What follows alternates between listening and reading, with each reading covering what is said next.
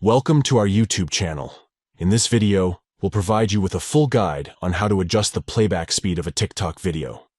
Changing the playback speed can enhance your TikTok viewing experience and allow you to watch videos at your preferred pace. Let's dive into the steps. Step 1. Open the TikTok app on your device. Step 2. Find a TikTok video that you want to adjust the playback speed for. You can explore your For You page or search for a specific video. Step 3. Once you've found the video, tap and hold on it. This will activate the video options.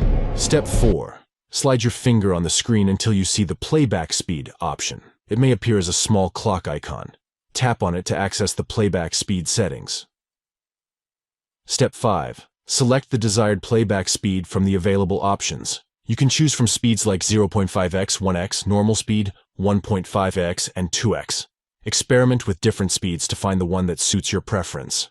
By following these steps, you can easily adjust the playback speed of a TikTok video and customize your viewing experience.